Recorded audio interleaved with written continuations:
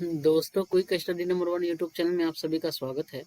तो दोस्तों, इस वीडियो के माध्यम से हम लोग पढ़ने वाले हैं एनसीईआरटी सार संग्रह क्लास 6 से लेकर 12 तक सभी क्वेश्चन। दोस्तों, इसमें वन लाइनर है और विशेष आकर्षक यह है कि इसमें अध्यायवार रिवीजन नोट्स दिया हुआ है।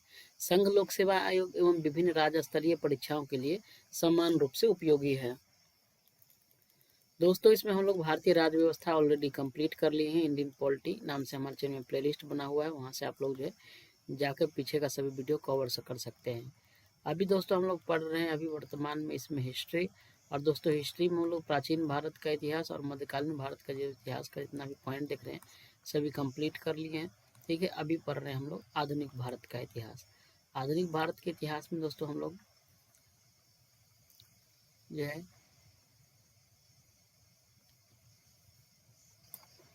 मुस्लिम लीग एवं मिंटो मार्ले सुधार यहाँ तक 73 पेज तक कंप्लीट कर लिए हैं।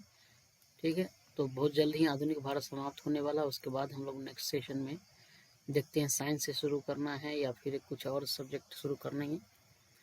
तो आप लोग जो है वीडियो को लास्ट तक बने रहिएगा। आज हम लोग पढ़ने वाले हैं कांग्रेस का लखनऊ अधिवेशन एवं होम रूल लीग के बारे में। ठीक है, चलिए हम लोग चलते हैं डायरेक्ट सिलेबस पर दोस्तों। तो आज पढ़ने वाले हैं कांग्रेस का लखनऊ अधिवेशन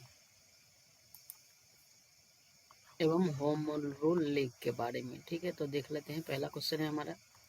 दोस्तों, अगर आप लोग डेली, वीकली और मंथली करंट अफेयर हमारे चैनल पर डेली आता है लल्लन टॉप वाली क्लास, जो फुल पत्ती वाली क्लास है, उसका कम से कम टाइम में डेली शॉर्ट फॉर्म में यानी कि 10 से 15 मिनट में आप लोग जो है 1.5 से 2 घंटे की क्लास विद टाइपिंग नोट्स के साथ, पीडीएफ के साथ आप लोग जो है प्राप्त करेंगे और कम से कम टाइम में डेली वीडियो देखेंगे। तो आप लोग ज़रूर देखिए करंट अफेयर, आपके आने वाले सभी एग्जाम के लिए वो बेहद ही महत्वपूर्ण है। तो आप लोग अगर करंट अफेयर नहीं देखते हैं तो ज़रूर देखिए, साथ में टेलीग्राम जरूर ज्वाइन कर लीजिएगा। इस वीडियो के डिस्क्रिप्शन में टेलीग्राम का लिंक है, वहाँ आप लोग को डेली पीडीएफ करंट अफेयर का मिल जाएगा। तो चलिए हम लोग शुरू करते हैं। पहला क्वेश्चन है हमारा कि वर्ष 1916 में संपन्न लखनऊ समझौता किससे संबंधित है। तो दोस्तों, 1916 में जो लखनऊ समझौता हुआ था वो कांग्रेस एवं मुस्लिम लीग के समझौता से संबंधित है। कांग्रेस और मुस्लिम लीग से समझौता हुआ था 1916 में लखनऊ में। उसके बाद है, और इसी दोस्तों 1916 में ही लखनऊ अधिवेशन में गरम दल और नरम दल दोनों भी आपस में मिल गए थे। उसके बाद है, वर्ष 1916 में भारतीय राष्ट्रीय कांग्रेस के लखनऊ अधिवेशन की अध्यक्षता किसने की थी। दोस्तों, 1916 में लखनऊ में अधिवेशन हुआ था, उसकी अध्यक्षता अंबिका चरण मजूमदार ने किया था। अगला है, सूरत अधिवेशन से पृथक हुए उग्रवादी एवं उदारवादियों का पुनः एकीकरण किस अधिवेशन में हुआ। दोस्तों, ये हुआ था लखनऊ अधिवेशन में। अतिवादियों एवं उदारवादियों के पुनः एकीकरण की प्रक्रिया की प्रमुख शिल्पकार कौन थी। ये थी श्रीमती एनी बेसेंट। अतिवादी और उदारवादी को पुनः एकीकरण की प्रक्रिया के प्रमुख शिल्पकार ये एनी बेसेंट थी। उसके बाद वर्ष 1916 में मुस्लिम लीग और कांग्रेस के मध्य समझौता किसके द्वारा कराया गया था। ये दोस्तों बाल गंगाधर तिलक के द्वारा करवाया गया था। अगला क्वेश्चन है, कांग्रेस के 1916 के लखनऊ अधिवेशन में लिया गया वह निर्णय क्या था जिसके मुख्य दूरगामी परिणाम हुए। तो कांग्रेस द्वारा मुस्लिम लीग की पृथक निर्वाचन क्षेत्र की मांग को स्वीकार किया गया, यही बाद में गलत हो गया। अगला है, मोहम्मद अली जिन्ना को हिंदू मुस्लिम एकता का दूत किसने कहा था। तो सरोजनी नायडू ने कहा था। अगला है, मदन मोहन मालवीय ने कांग्रेस एवं मुस्लिम लीग के मध्य होने वाले समझौता का क्या किया था, विरोध किया था।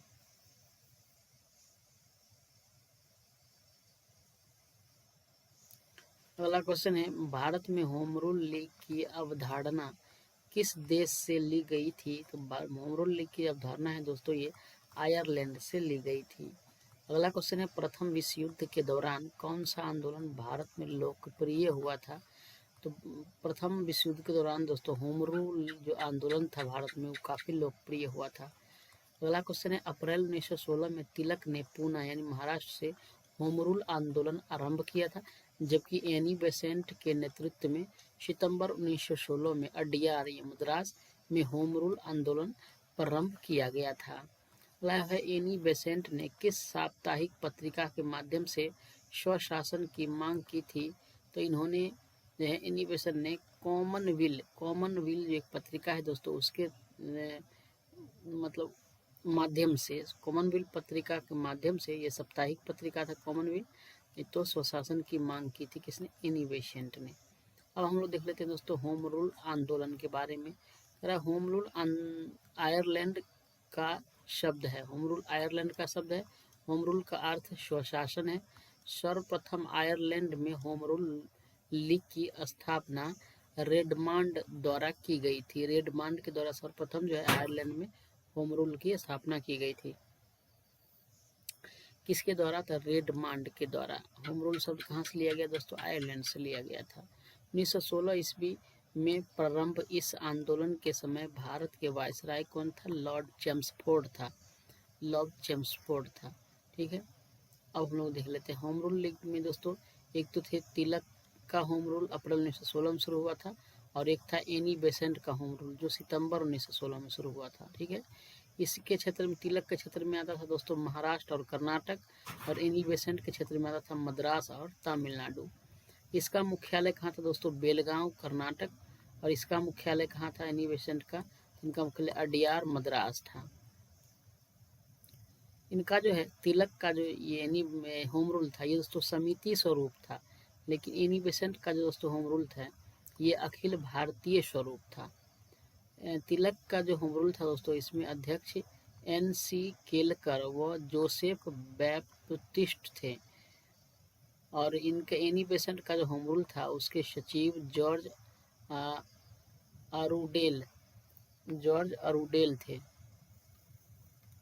तिलक के होम रूल में दोस्तों उद्देश्य स्वराज मेरा जन्मसिद्ध अधिकार है, और एनी बेसेंट के होम रूल में उद्देश्य था स्वशासन की स्थापना। तिलक का जो है दोस्तों होम रूल था, इसमें प्रचार माध्यम मराठा और केसरी था। यानी होम रूल जो था इनका तिलक का, बाल गंगाधर तिलक का दोस्तों, बाल गंगाधर तिलक है तिलक, इनका जो है प्रचार का माध्यम क्या था? तो ये था समाचार पत्र मराठा और केसरी। एनी बेसेंट का प्रचार का माध्यम क्या था? तो कॉमनवेल्थ और न्यू इंडिया। यानी एनी बेसेंट कॉमनवेल्थ समाचार पत्र और न्यू इंडिया, ये तो साप्ताहिक पत्र था कॉमनवेल्थ, और न्यू इंडिया के माध्यम से लोगों तक अपना संवाद पहुंचाती थी। और जो तिलक हैं ये मराठा और केसरी नामक जो समाचार पत्र है इनसे अपना जो संवाद है लोगों तक पहुंचाते थे। अगला है फेबियन आंदोलन का प्रस्ताव किसने दिया था? तो दोस्तों फेबियन आंदोलन का प्रस्ताव एनी बेसेंट ने दिया था।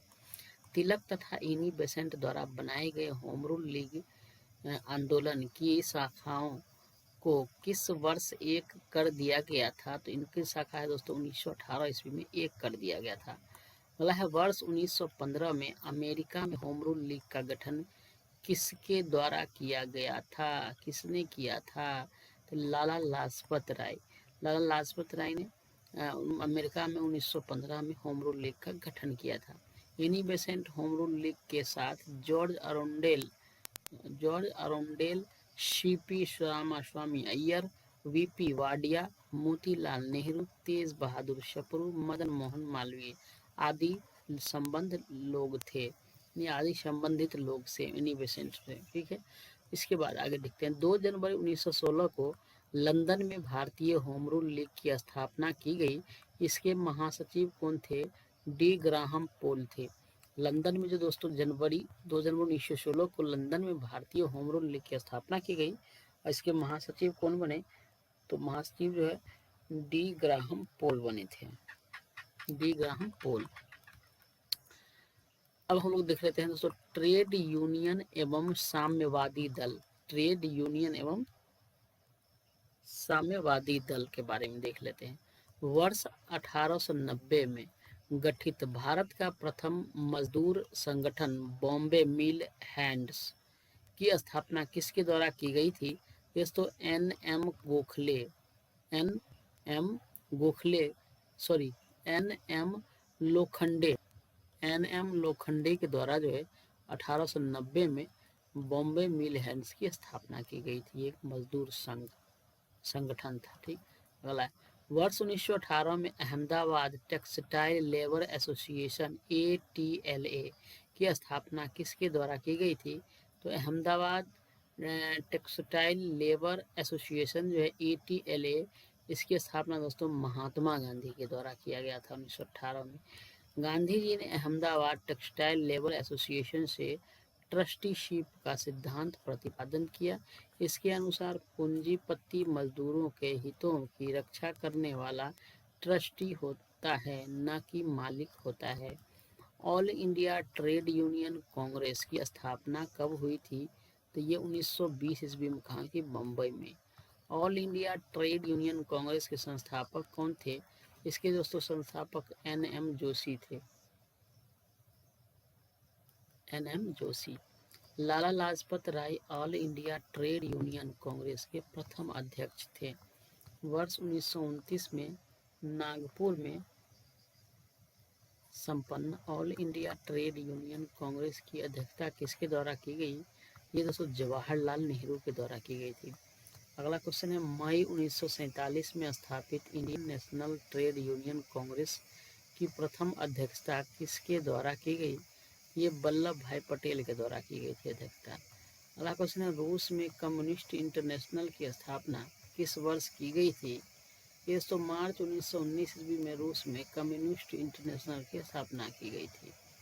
अगला है प्रमुख कारखाना अधिनियम, देख लेते हैं। कारखाना अधिनियम सबसे पहला है कारखाना अधिनियम 1881 ईस्वी में लॉर्ड रिपन के शासनकाल में।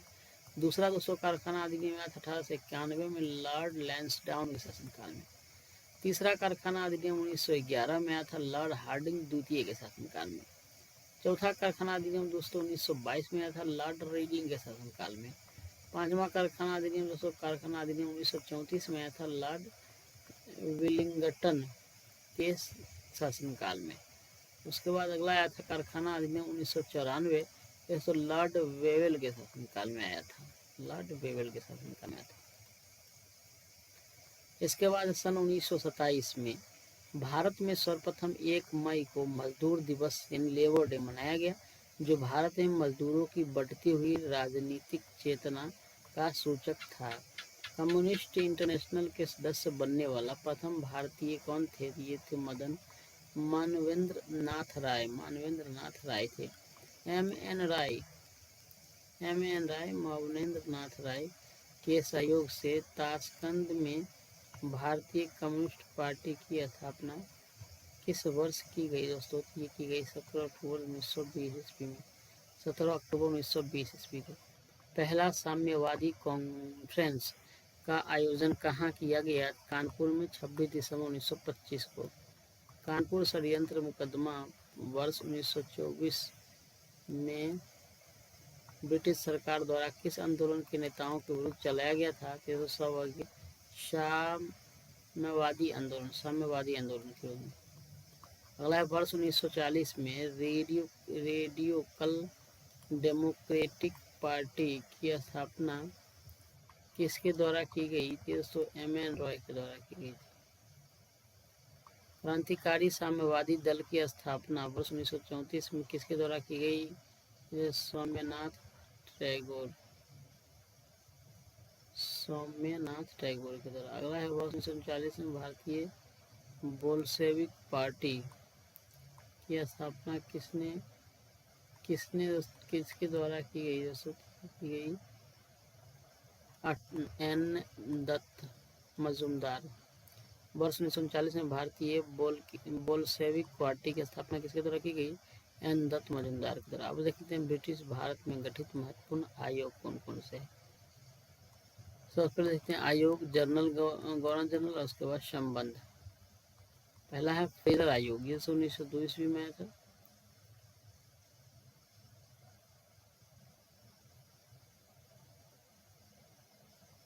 फ्रेजर आयोग 1902 ईस्वी में लॉर्ड कर्जन शासनकाल में आया था और पुलिस सुधार के लिए आया था। हंटर आयोग 1919 में आया था, लॉर्ड चैम्सफोर्ड शासनकाल में आया था और पंजाब में बसंती व जलियांवाला हत्याकांड उसको जांच के लिए आया था। तीसरा है बटलर आयोग। बटलर आयोग 1927 में आया था, लॉर्ड इरविंग शासनकाल में। भारतीय रियासतों के साथ संबंध भूमि सुधार। उसके बाद है लिनलिथगो आयोग, ये कब आया? 1928 में आया था। चार्ल्स डार्विन था इसका शासनकाल और भूमि सुधार आया था इसके साथ। अगला है मैक्सवेल ब्लूमफील्ड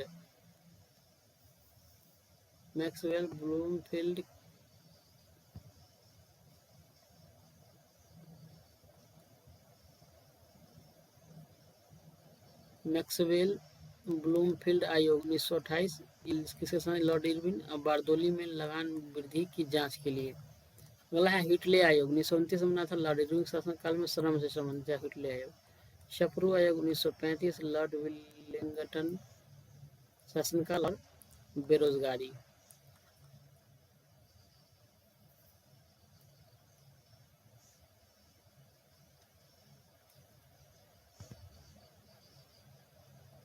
ये हो गया शपरू आयोग 1935 लॉर्ड विलिंगटन बेरोजगारी संबंधित है।